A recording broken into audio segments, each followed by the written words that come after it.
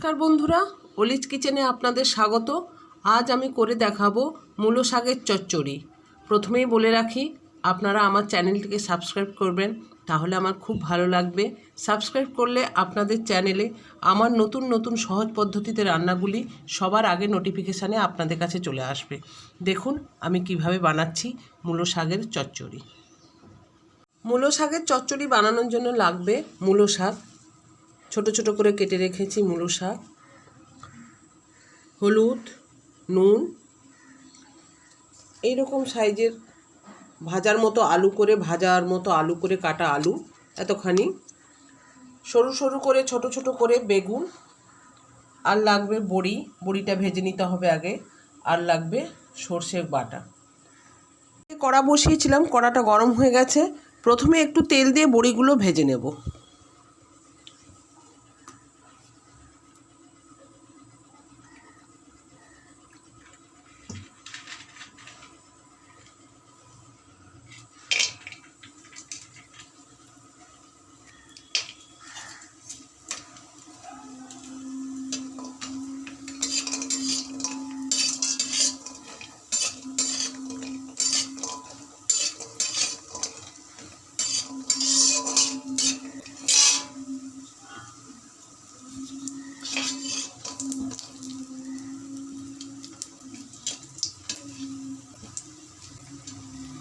বড়িগুলো ভাজা হয়ে গেছে, এবার বড়িগুলোকে তুলে নেব।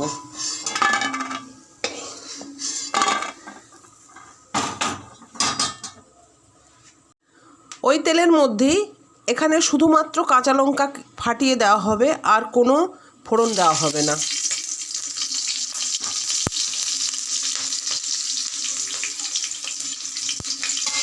এর মধ্যে কেটে রাখা আলুগুলো দিয়ে দিলাম।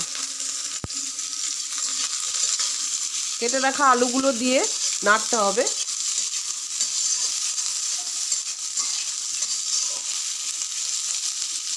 অল্প একটু আলুগুলো ভেজে নিতে হবে। আলুগুলো ভাজতে ভাজতেই এর মধ্যে নুন আর হলুদটা দিয়ে দেব।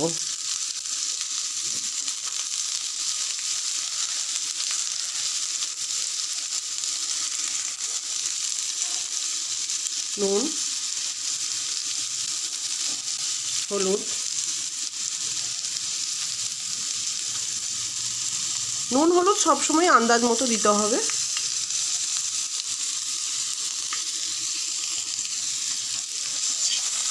নুন হলুদ দিয়ে আবার আলুটাকে ভালো করে নাড়তে হবে।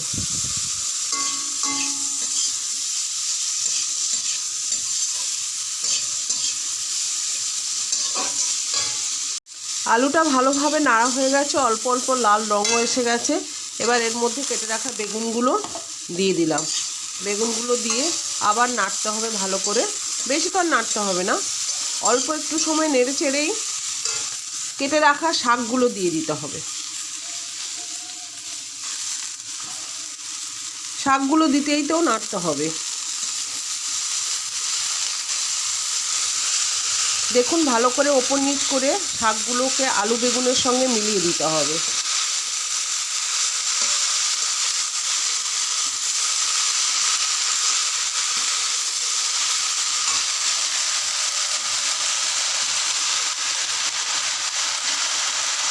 শাকগুলোই দিয়ে দিলাম, আর অল্প একটু বাকি আছে, আমি সব শাকগুলোই দিয়ে দিচ্ছি।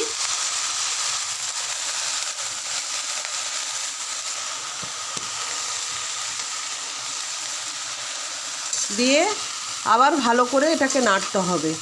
দেখুন আস্তে আস্তে নাড়ার জন্য কিন্তু শাকটা আস্তে আস্তে কমেও যাচ্ছে। এবার একটু অল্প সময় এটাকে ঢাকা দিয়ে রাখতে হবে। ঢাকাটা খুলে দেখলাম, দেখুন কতটা কমে গেছে শাকটা, অনেকটাই কমে গেছে। আলু সেদ্ধ হয়ে গেছে। এবার শাকটা সেদ্ধ হয়ে গেলেই আমি বড়ি ভাজা করে যে রেখেছি সেটাকে একটু গুঁড়ো করে দিয়ে দেবো, আর সর্ষে বাটাটা দিয়ে দেবো, আর একটু সেদ্ধ হয়ে যাক। অনেকটা শাকটা সেদ্ধ হয়ে গেছে। এবার আমি এর মধ্যে দিয়ে দেব ভেজে রাখা বড়িগুলোকে ভেঙে ভেঙে নিয়েছি, এর মধ্যে দিয়ে দেব। আর দিয়ে দেব সর্ষে গুঁড়োর যে পেস্টটা আমি জল দিয়ে রেখেছিলাম সেইটা দিয়ে দেব।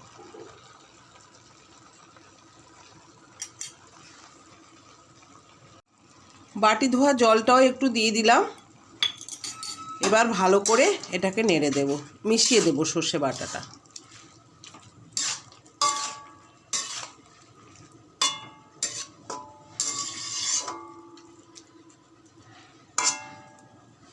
আর একবার ঢাকা দিয়ে দেব।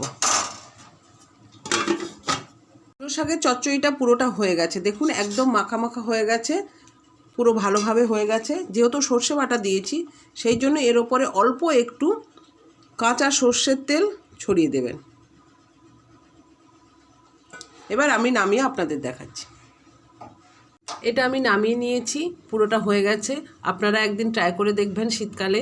ভালো লাগলে আমাকে লাইক করবেন, শেয়ার করবেন, কমেন্ট বক্সে আপনাদের মতামত জানাবেন। ভালো থাকবেন, নমস্কার।